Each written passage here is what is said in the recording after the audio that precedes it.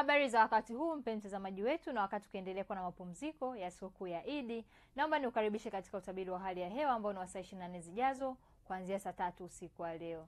Na mifumo ya upepo kwa siku ya kesho inatarajiwa kuvuma kwa kasi ya kilomita 20 kwa saa kwa ziwa Victoria, ziwa Tanganyika, ziwa Nyasa pamoja na ukanda wote wa pwani.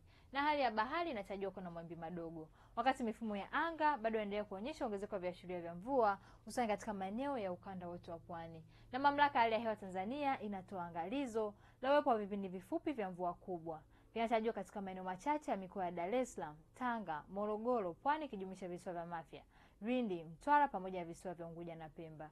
Hivyo wakazi wa maeneo hayo hatua stahiki ni vyema kuchukuliwa. Na kwa usiku wa leo ni matarajio yetu kuwa maeneo yanayozunguka ziwa Victoria, magharibi mwa nchi yetu pamoja na mkoa wa Rukwa, maeneo haya yanatarajiwa kuwa na hali ya mawingu kiasi, mvua na ngurumo katika maeneo machache. Wakati mikoa ya Singida, Dodoma pamoja na Iringa, maeneo haya yanatarajiwa kuwa na hali ya mawingu kiasi na ukavu kwa ujumla. Lakini kwa maeneo mengine ya nchi yanayosalia, maeneo haya yanatarajiwa kuwa na hali ya mawingu kiasi, mvua katika maeneo machache. Lakini kwa hapo kesho ni matarajio yetu kuwa maeneo ya ukanda wote wa pwani, maeneo haya yanatarajiwa kuwa na hali ya mawingu, mvua na ngurumo katika baadhi ya maeneo pamoja na vipindi vifupi vya jua. Wakati mikoa ya Singida, Dodoma, Arusha, Kilimanjaro pamoja na Manyara, maeneo haya yanatarajiwa kuwa na hali ya mawingu kiasi, mvua katika maeneo machache pamoja na vipindi vya jua. Na maeneo mengine ya nchi yanayosalia, maeneo haya yanatarajiwa kuwa na hali ya mawingu kiasi, mvua na ngurumo katika maeneo machache pamoja na vipindi vya jua.